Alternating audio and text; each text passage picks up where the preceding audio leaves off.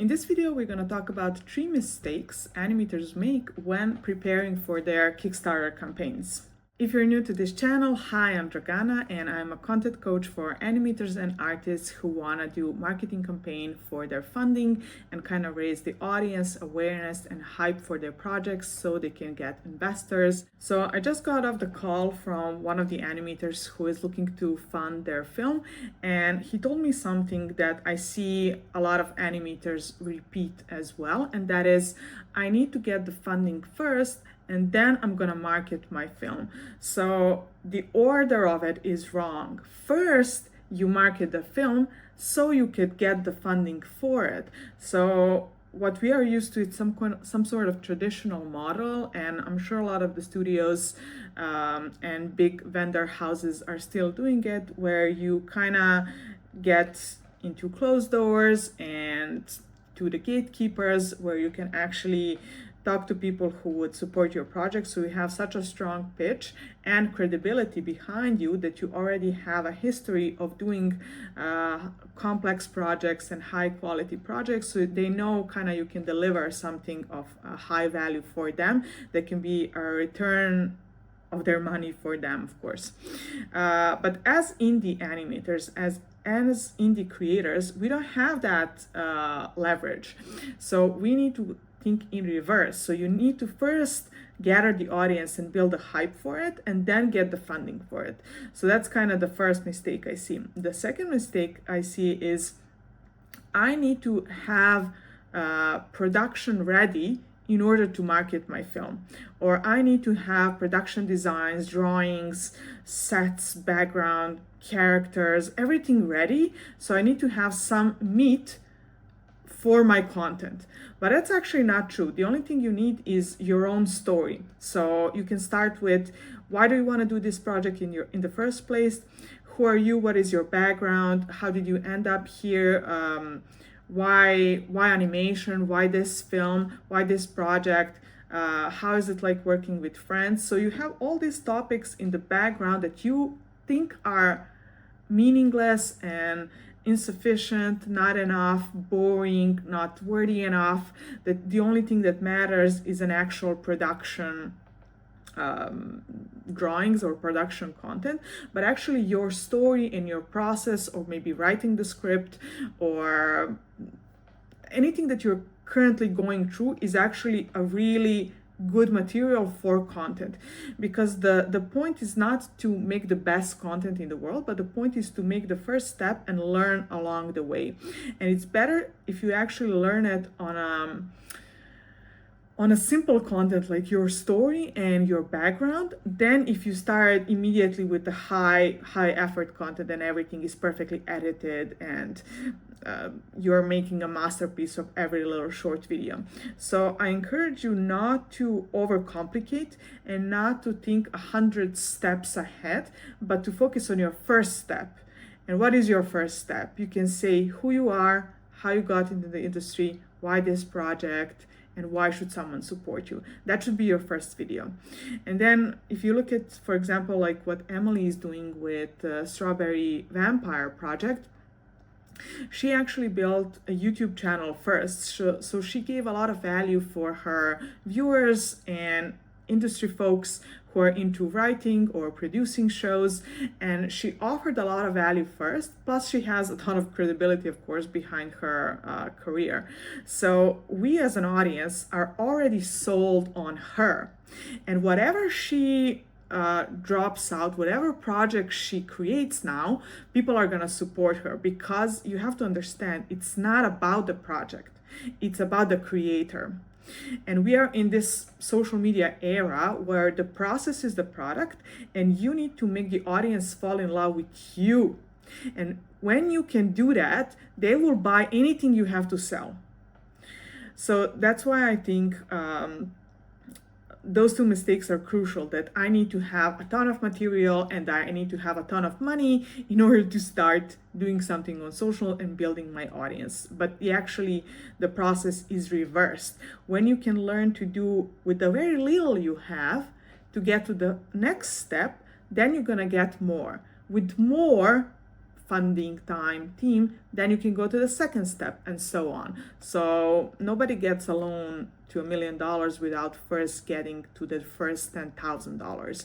So you should think a bit like that. And the third big mistake, of course, is the sentence this animator told me on our call. He said, if I only had a month in a cabin of free time, then I could make the most amazing film possible, and everyone would go crazy on socials about it. However, that's also a lie. Our brain serves us, and we need to learn how to recognize those faulty beliefs, because I built my short film during the 5 years working on weekends, after hours, while having a full-time job. And I built this online business also while having a full-time job, while also finishing my short film, while also doing renovations and moving to a new city, a new apartment. So it's never about the amount of time you have and thinking that if you have more, bigger, better, then you will be able to blossom. But it's actually your true value, your true test is what can you do in the smallest amount of time that is given to you. Because if you cannot learn how to cherish that and how to manage that amount of time, you will never be able to manage the bigger time you will be given. So it all reminded me of one animator who once ended up in my DMs and who told me, oh, I have kids and I only have like an hour every week to do content. And that was a time when I was still in Steamroller and I was also doing content part-time. And I thought to myself, well, that's kind of the amount of time I have as well. But I don't think of it in the way he thinks of it, because we are used to, in animation especially, to tie the value of something with the time invested in it.